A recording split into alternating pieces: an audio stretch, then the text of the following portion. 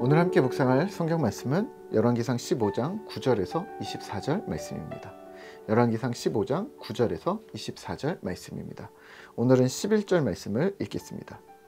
아사가 그의 조상 다윗과 같이 여호와 보시기에 정직하게 행하여. 아멘.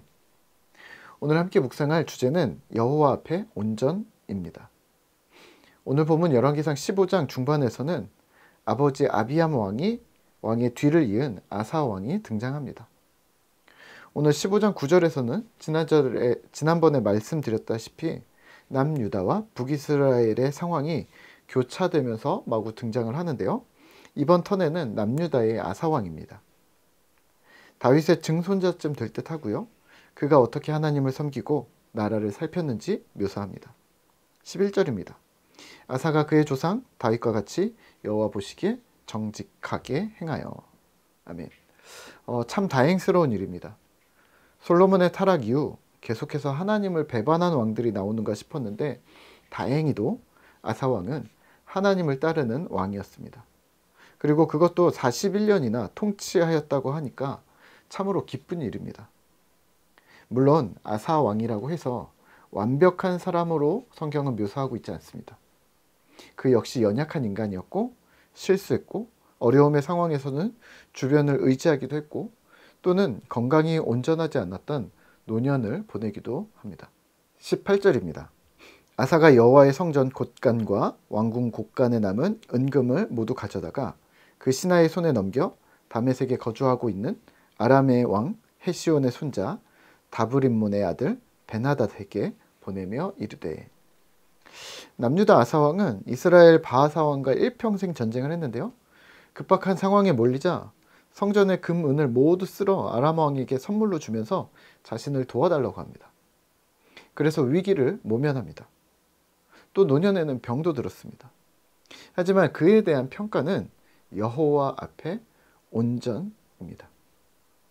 14절입니다. 그러나 아사의 마음이 일평생 여호와 앞에 온전하였으며. 그는 여호와 앞에서 정직하게 행동했고 남색을 쫓아냈고 조상들의 모든 우상들을 없앴고요. 또 우상을 섬긴 어머니의 태후의 왕위를 폐하는 등 하나님 앞에서 모든 일들을 바르게 처리하려고 노력했습니다. 그러면 오늘 말씀을 묵상하며 우리는 무엇을 기억해야 할까요? 평생의 온전입니다. 여호와 앞에서 온전하였다 하면 마치 재미없는 삶을 살았다거나 굴곡 없는 평탄하고 밋밋한 삶을 살았다고 생각하는 사람들이 있습니다. 과연 그럴까요?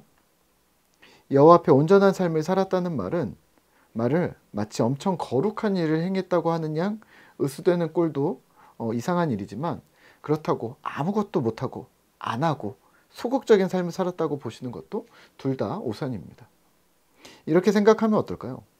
요즘 우리가 통독하면서 묵상하고 있는 요셉과 같은 삶을 살았다? 또는 또 읽게 된 또는 다니엘과 같은 삶을 살게 되었다라고 말이죠.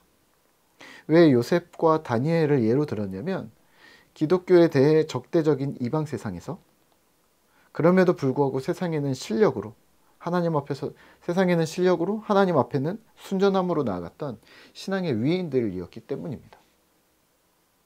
하나님 앞에서의 온전함이란 그렇다면 이렇게 생각하셔야죠. 그냥 기도하고 성경 읽고 예배만 하는 개인의 경건 생활에만 매몰된 사람이 아닐 수도 있다는 것을 기억하셔야 합니다.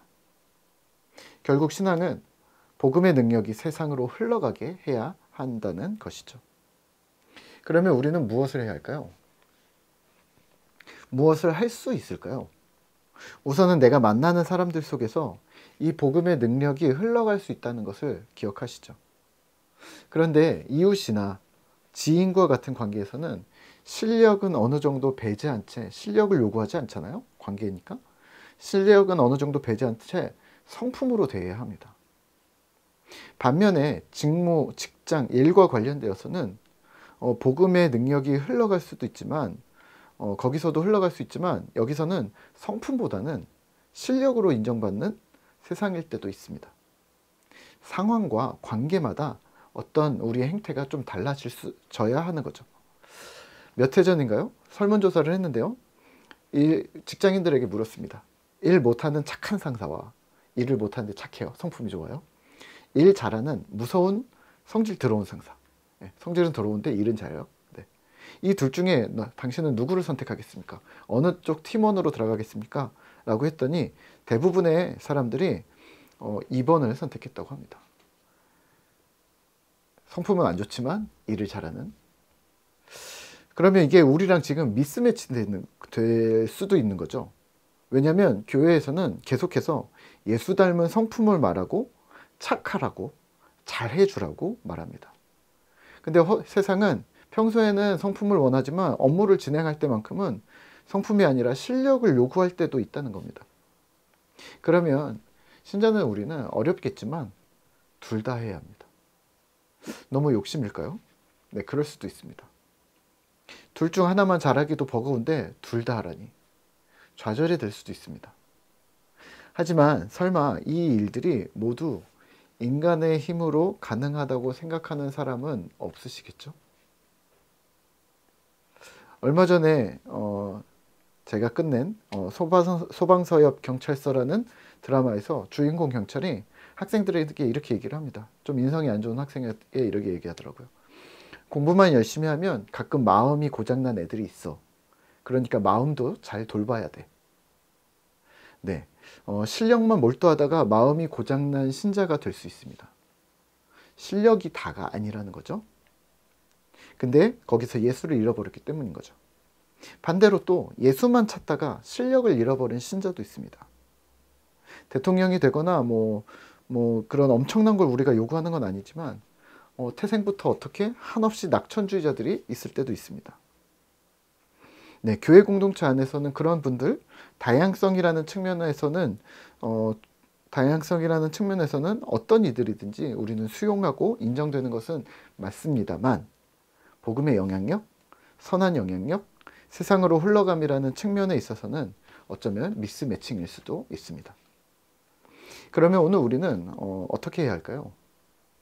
주어진 상황에 열심을 다하면 어떨까요? 그냥 열심이 아니라 정성을 기울이는 겁니다.